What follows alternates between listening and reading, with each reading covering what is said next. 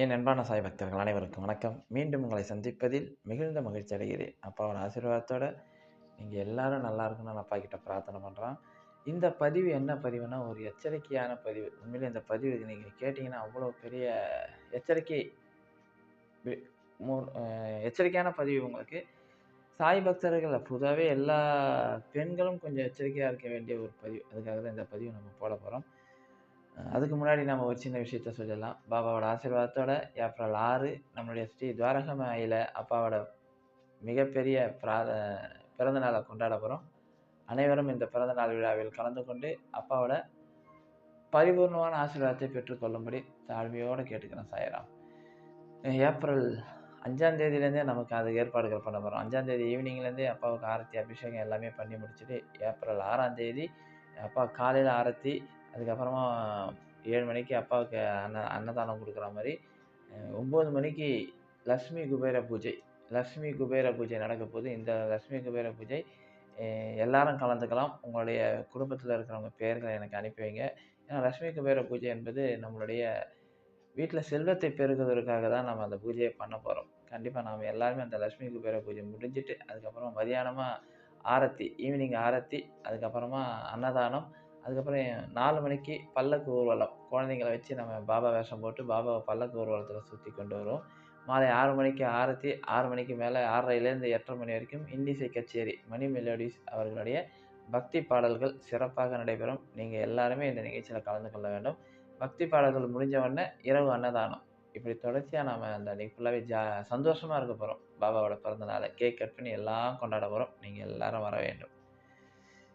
என்னடா எச்சரிக்கை பதிவுன்னு கேட்கிறீங்களா? ஒண்ணும் இல்ல சாய்ராம். ஒரு சாய் சகோதரி நம்ம கூட ரொம்ப நாளா பேசுறவங்க. பாபாவோட ஆசீர்வாதத்தோட அவங்க தப்பிச்சுட்டாங்க. அதுதான் பெரிய விஷயம். ஏன்னா நான் நெறைய வீடியோ போட்டிருக்கிறேன்.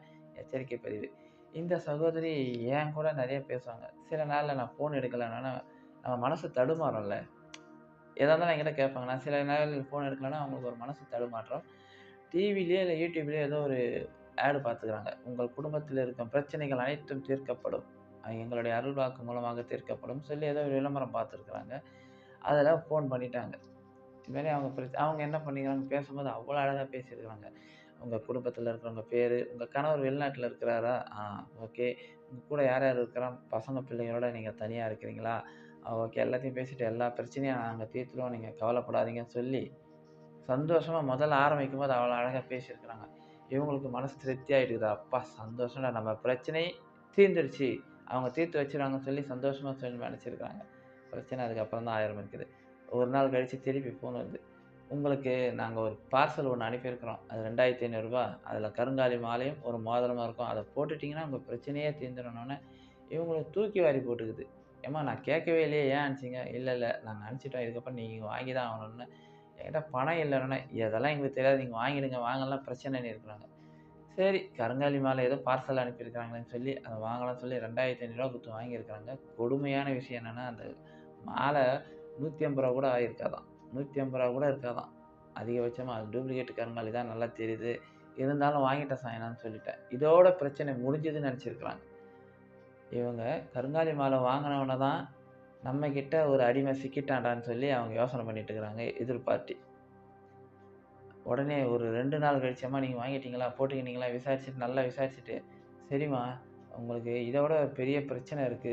ஏன்னா உங்க கணவருக்கு அங்க வெளிநாட்டுல பெரிய உயிர் போற ஆபத்து இருக்கு. உங்க வீட்லயே ஒரு உயிர் போறதுக்கு ஒரு ஆபத்து இருக்கு. ஒரு யாகம் பண்ணியே ஆவணும். கிட்டத்தட்ட 5,000 ஆகும். இந்த பரிகாரம் நீங்க பண்ணலன்னா குடும்பத்தில பெரிய பிரச்சனை ஆகும்னோனே இவங்க தூக்கி வாரி போட்டது. என்னடா இதோட முடிஞ்சிச்சுன்னு பார்த்தா, திருப்பி 5,000 கேட்குறாங்களே! ஏன்னா இந்த ரூ. 2,500 கடன் வாங்கி தான் குடுத்துருக்காங்க. திருப்பி 5,000 ஏம்மா எனக்கு வேணாம்மான்னோனே, அவ்வளோதான். டெய்லி ஃபோன் பண்ணி, உங்க குடும்பத்தில நாங்க வந்து நீ பேர்லாம் அழிச்சுட்ட. இந்த பேர வச்சு நாங்க பூஜை பண்ணோம்னா, உங்க குடும்பமே அழிச்சுருவோம். நீங்க வாங்கலன்னா அவ்வளதான். அதாவது நீங்க வாங்கலன்னா அவ்வளதான். ஏதாவது ஒரு உயிர் பலி இந்த அமாவாசைக்குள்ள உயிர் பலி போயிடும். 5,000 குடுத்துடு. ஏன்னா உனக்காக நாங்க அது 10 பேருக்கு வேஷ்டி வாங்கணும், அன்னதானம் பண்ண போறோம், இதெல்லாம் பண்ண போறோம். தயவு செஞ்சு குடுன்னோனே, இவங்களுக்கு தூக்கி வாரி போட்டுக்குது. என்னடா இது எங்கேயோ போனவன வேலியில போனவன எடுத்து நம்ம இதுல விட்டுக்கின மாரி இருக்குதேன்னு சொல்லி பயந்துட்டு இருக்கிறாங்க. நான் திரும்பவும் அதான் கடைசியில யாரோட ஞாபகம் வரும்னா, என் ஞாபகம் தான் வரும் அவங்களுக்கெல்லாம். அதாவது பிரச்சனையெல்லாம் பண்ணிடுவாங்க. கடைசியா எங்கடா தீர்வு கிடைக்கும்னு என்கிட்ட தான் வருவாங்க போல இருக்கு. சாயண்ணா நான் ஒரு பிரச்சனையில போய் மாட்டிக்கினேண்ணா, நான் பல முறை சொல்லியிருக்கிறேன், உங்கள் பிரச்சனை பொறுமையாக தான் தீரும், அவசரப்படக்கூடாதுன்னு. அப்போல்லாம் மண்டையில் ஏறாது. எனக்கு உடனே ஃபோன் பண்ணாங்க, சாயண்ணா இந்த மாதிரி பிரச்சனை ஆயிடுச்சு, எனக்கு 5000 கட்ட சொல்கிறாங்க, நான் என்னண்ணா பண்ணுறது, என்கிட்ட பணமே இல்லைன்னு. அதாவது பணம் கொடுக்குறதெல்லாம் வேற எங்கேயோ கொடுப்பாங்க, பிரச்சனைன்னும் போது தான் நம்மக்கிட்ட வராங்க. நான் பல முறை பார்த்துருக்குறேன். நான் பணம் வாங்க மாட்டேன், அது வேற விஷயம். இருந்தாலும் அந்த 2500 வேஸ்ட் தானே. அதுக்கப்புறம் நான் சொன்னேன், அப்படிங்களா சாய்ராம், 5000 கொடுத்து யாகம் தான் பண்ணுங்களேன், நல்லது தான் நடக்கும். சாய்னா நீங்கள் வேற என்கிட்ட பணமே இல்லைன்னாங்க. அதுக்கப்புறமா அவங்களுக்கு சில வழிமுறைகள் சொல்லி, அவங்க ஃபோனை எப்படி கட் பண்ணணும்னு சொல்லி, அதுக்கப்புறம் சொன்னேன், ஒன்றும் இல்லை, 5000 இல்லை, நீ என்னை ஓவராக டார்ச்சர் கொடுக்குற, மன உளைச்சல் ஆயிடுச்சு. நேராக நான் சைபர் கிரைமில் போய் ஃபோன் பண்ணுவேன், இல்லை போலீஸ் ஸ்டேஷன் போய் ஃபோன் பண்ணுவேன். என் குடும்பத்தில் வந்து உயிர் செத்தாலும் பரவாயில்ல, ஏன்னா நானே சாவர கண்டிஷனில் இருக்கிறேன். செத்தா பரவாயில்ல, எனக்கு அதை பற்றி கவலை இல்லை. இப்போ நேராக போலீஸ் ஸ்டேஷனுக்கு தான் போகிறேன். உன் நம்பர் என்கிட்ட இருக்குது, நீ எங்கே இருக்கிறேன்னு எல்லா அட்ரஸும் எனக்கு தெரியும். நான் இப்போ போலீஸ் ஸ்டேஷனில் போய் சைபர் கிரைமில் ஒரு கம்ப்ளைண்ட்டும், ஒரு சாதாரண கம்ப்ளைண்ட்டும் உனக்கு கொடுத்துட்டு வர போகிறேன். அதுக்கப்புறம் நீ பார்த்துங்கம்மான்னு சொல்லு. அதுக்கப்புறம் ஃபோனே வராதுன்னு. உண்மையிலே அவங்க அது மாதிரி சொல்லியிருக்கிறாங்க. அதுக்கப்புறம் ஃபோனே வரல. அந்த 5000 அவங்கள காப்பாற்றிட்டேன் நான். உண்மை அதுதான். ஏன் இதை சொல்கிறேன்னா, சாதாரணமாக பெண்களுக்கு எப்பயுமே மன உளைச்சல் ஒரு அவங்க என் கூட பலமுறை பேசியிருக்கிறாங்க. என் கூட இப்போ இல்லை, நிறைய விஷயங்கள் ஷேர் பண்ணியிருக்கிறாங்க. பெண்கள் எப்பயுமே இந்த மாதிரி அட்ரஸ் தெரியாதவங்ககிட்ட பேசாதீங்க. அதான் நான் தனியாக இருக்கிறேன்னு மட்டும் சொல்லிடாதீங்க. ஏன்னா உங்களை மிரட்டி மன உளைச்சல் ஆக்கிடுவாங்க. மன உளைச்சலே ஆக்கிடுவாங்க சாய்ராம். எப்படி மன உளைச்சல்னா பயமுறுத்தி. இதில் இன்னொரு விஷயம் என்னென்னா, இவங்க சாதாரண மன உளைச்சல் ஆக்கியிருக்கிறாங்க. அது அவங்க பயப்படல. நான் ஒரு திருநங்கை பேசுகிறேன், திருநங்கை மாதிரியே பேசி உங்கள் திருநங்கை பேசுகிறேன், நான் திருநங்கை சாபம் கொடுத்தேன் அவ்வளோதான்னு சொல்லியிருக்கிறாங்க. குடும்பம் என்னென்னா எந்த திருநங்கையும் அப்படி பண்ண மாட்டாங்க. ஏன்னா அவங்களுடைய அந்த பிறப்பே ஒரு தெய்வ பிறப்புன்னுவாங்க. உண்மையாக திருநங்கையாக இருக்கிறவங்க அதை பண்ணவே மாட்டாங்கன்னு நான் அவங்ககிட்ட சொன்னேன். உங்களை ஏமாத்துறதுக்காக திருநங்கை பேரில் கூட ஏமாற்றுவாங்க. அந்த மாதிரி தயவு செஞ்சு அதை நம்பாதீங்க. ஏன்னா எனக்கு நிறைய திருநங்கை, இப்போ நான் சிங்கப்பூர் போகும்போது ஒரு திருநங்கையை சந்தித்தேன். அவங்க அவ்வளோ நேர்மையாக இருப்பாங்க. உங்களை திருநங்கை பேரில் ஏமாத்துறாங்க, தயவு செஞ்சு நீங்கள் ஏமாறாதீங்கன்னு சொன்னேன். அதுக்கப்புறம் அவங்களுக்கு அந்த ஃபோனும் கட் பண்ணிட்டாங்க. அதுக்கப்புறம் ஃபோனும் வரல.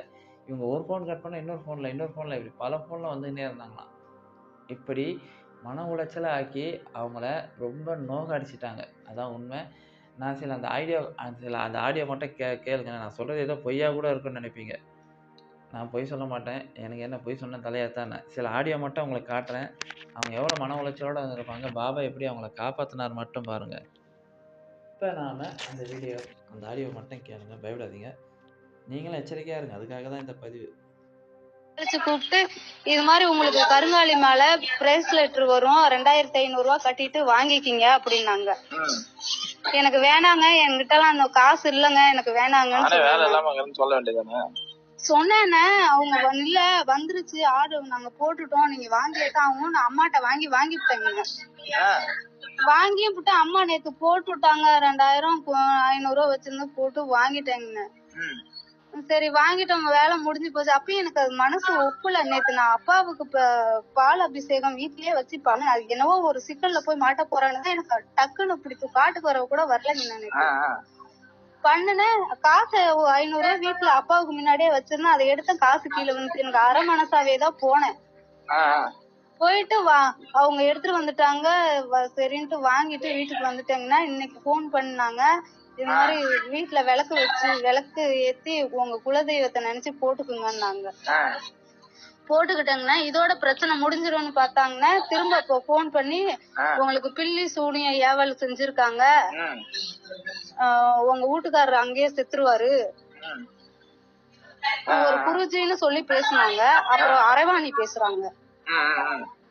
இப்ப இன்னும் வரையும் 1 மணி நேரம் என்ன பேசிக்கிட்டு 15000 ஆகும் இந்த பூஜை பண்ண. சீலை அது இது வேலு எல்லாம் வந்துரும் வெள்ளிக்கிழமை. வாட்ஸ்அப் விடுறாங்கண்ணே, எனக்கு வேற பயமா இருக்கு. நீ இத செய்யலைன்னா, ஏங்க என்கிட்ட காசு இல்ல, நானே ஒண்ணும் பண்ண முடியாத உட்கார்ந்துருக்கேன். இப்ப வருங்கண்ணா நெல்லு பயிர் வந்துருச்சுங்கண்ணே, உரம் எடுக்க காசு இல்லாத அம்மாட்ட தான் கேட்டுக்கிட்டு கிடக்கேன். காட்டுல மழை ஓரமா உட்காந்துட்டு குச்சி நறுக்கிட்டு இருக்கேன், கரண்ட் போட. எல்லா விவரத்தையும் சொல்றேன். இல்ல நீ எங்கேயாவது ரெடி பண்ணு. சொல்லுங்க. பக்கத்துல போலீஸ் ஸ்டேஷன் இருக்கு, நான் போய் இன்ஸ்பெக்டர் கூட கொடுக்குறேன். நான் இப்படியே சொல்லி பாத்துட்டேங்கண்ணா. எங்க மாமனார் மாமியார் வீட்டுல இருக்காங்க. மாமனார் மாமியார் சொல்லாதீங்க சார், நீங்க வேற. அப்படியே சொன்னா பயப்பட மாட்டாங்க. இந்த பக்கத்துல போலீஸ் ஸ்டேஷன் இருக்கு. நான் இன்ஸ்பெக்டர், நமக்கு தெரிஞ்சவர் தான். நான் நேரம் போய் கொடுத்துறேன் உங்க நம்பர். இது மாதிரி நீங்க மிரட்டுறீங்கன்னு நீங்க அவர்கிட்ட பேசுங்கன்னு சொல்லிடுங்க. அதோட போன் வராது. இந்த பக்கத்துல தான் எங்க போலாங்கடியில பக்கத்துல போலீஸ் ஸ்டேஷன் தான் இருக்கு. நான் வந்து கொடுத்துறேன். நீங்க பிள்ளைஸ் வேணியா சொல்லி மிரட்டுறீங்க. அவரு போன் நம்பர் மட்டும் எத்தாந்து கொடுமா, நாங்க எங்க இருக்கிறாங்க பாத்துக்கிறேன்னு மட்டும் சொல்லுவேன். வேணாம், வேற எதுவும் சொல்ல வேணாம். அப்படிங்களா? போன் நம்பரு நீங்க பேசுனதை நான் ரெக்கார்ட் பண்ணிட்டேன். நான் எடுத்து போயிட்டு போலீஸ்காரங்க கிட்ட குடுக்குறேங்க. இன்ஸ்பெக்டர் அவர் எத்தனை வருஷம் சொல்ற ரெக்கார்ட்லாம் நேரம் போலீஸ் வரும். நீங்க எங்க இருக்கிறீங்க நாங்க எல்லாம் கண்டுபிடிச்சு உங்க அட்ரஸ் எனக்கு யூடியூப்ல பாத்துட்டேன். உங்களுக்கு சீக்கிரம் வரும்னு சொல்லுங்க. அதோட போன் பண்ண மாட்டாங்க. அது ஃபுல்லா ஏமாத்துறாங்க. நீங்க ஆள் இல்ல தெரிஞ்சு போச்சு, வீட்டுக்காரர் இல்ல தெரிஞ்சு போச்சு. ஏன்னா எல்லாமே அட்ரஸ் அதான் நீங்க சொல்லுங்க உங்க அட்ரஸ். நான் எடுத்துட்டேன், போலீஸ்காரர் எடுத்துட்டாரு. சீக்கிரம் வருவாங்க. நான் கம்ப்ளைண்ட் சைபர் கிரைம்ல கம்ப்ளைண்ட் கொடுத்துருக்கேன். லோக்கல் போலீஸ் ஸ்டேஷன்ல கம்ப்ளைண்ட் கொடுத்துறேன். நீங்க இப்படி ஏமாத்துறீங்கன்னு நாளைக்கு உங்க வீட்டாண்ட வருவாங்க. அப்ப பாத்துக்கிறேங்கன்னு சொல்லு. அதாங்க எனக்கு வாட்ஸ்அப் வேற விடுறாங்க. நான் அரவாணி வாட்ஸ்அப் விட்டா என்ன நடக்கும்னு தெரியுமா? சும்மா அதெல்லாம் அரவாணியா இருக்க, சும்மா ஏமாத்த பாரு. வர 25 நாளுக்குள்ள உன் குடும்பத்துல ஏதாவது வர அண்ணா வர அமாவாசைக்குள்ள உனக்கு இப்படி நிறைய சைடில் நிறைய பேசுனாங்க. ஆனால் நான் வேண்டாம், அது நிறைய ஃபுல்லாக பேசும்போது. ஏன்னா அவ்வளோ பெரிய பிரச்சனையை அவங்க சந்திச்சிருக்கிறாங்க. எனவே நீங்கள் இந்த மாதிரி முகம் தெரியாதவங்ககிட்ட தயவு செஞ்சு உங்களுடைய குடும்ப டீட்டெயிலை கொடுக்காதீங்க சார். நான் பொதுவாகவே சொல்கிறது, பெண்கள் குறிப்பாக எச்சரிக்கையாக இருக்கணும். இன்னும் நிறைய வீடியோ இருக்குது, ஆடியோ இருக்குது. அது வேண்டாம். அது ஏன்னா அது பயங்கர பயந்த மாதிரி பேசுனாங்க. அதுக்கப்புறம் அவங்கள சமாதானப்படுத்தி அதுக்கப்புறம் தான் நான் வெளியே கொண்டு வந்தேன். இப்போ அந்த ஃபோன் வர்றதில்லை, கட் ஆகிடுச்சு. அவங்க அந்த 5000 கொடுக்காம தப்பிச்சாங்க. ஏன் இதை சொல்லணும்னா, இவங்க என்ன பலமுறை என் கூட பேசியிருக்கிறாங்க, பலமுறை என் வீடியோ பார்த்துருக்குறாங்க. நான் எவ்வளோ எச்சரிக்கை பண்ணாலும் ஏமாந்து போக வேண்டிய சூழ்நிலை. அவங்க எப்படி ஏமாத்துறாங்கன்னா, நம்மளை இப்படி டார்ச்சர் பண்ணி ஏமாற்றுவாங்க. குடும்பத்தில் செத்துருவாங்க. இப்படி சொல்லும்போது பெண்கள் கொஞ்சம் பயந்துருவாங்க. அதனால் கடன் வாங்கியாவது கொடு, நகையை எடுத்துமே அடமானம் வச்சாவது கொடுன்னு சொல்லி அவங்கள மிரட்டினாங்க. அதான் உண்மை. எனவே பாபா ஆசீர்வாதத்தோட அந்த சகோதரி காப்பாற்றப்பட்டார். ஒவ்வொருத்தரையும் நான் காப்பாற்ற முடியாது, அப்பா காப்பாற்ற முடியாது. தன்னை தானே காப்பாற்றிக் கொள்ள வேண்டும். அதுதான் உண்மை. இது ஒரு எச்சரிக்கை பதிவு தான். நீங்கள் எல்லாரும் எச்சரிக்கையாக இருங்க. பிரச்சனை தீர்வதற்கு கடவுள் மட்டும்தான் அதுக்கு தீர்வு கொடுப்பார். இந்த மாதிரி தேவையில்லாத இடத்துல போய் மாட்டிக்கினீங்கன்னா அது ஒரு பெரிய பிரச்சனையை நீங்கள் திருப்பி சேர்த்துக்கினீங்கன்னு அர்த்தம். கடவுளை நம்பாதனா கடைசியில் இப்படி தான் போய் மாட்டுவீங்க. அது உங்களுக்கு மன உளைச்சலில் இருக்கிற பிரச்சனையில பெரிய பிரச்சனை ஆகிடும்.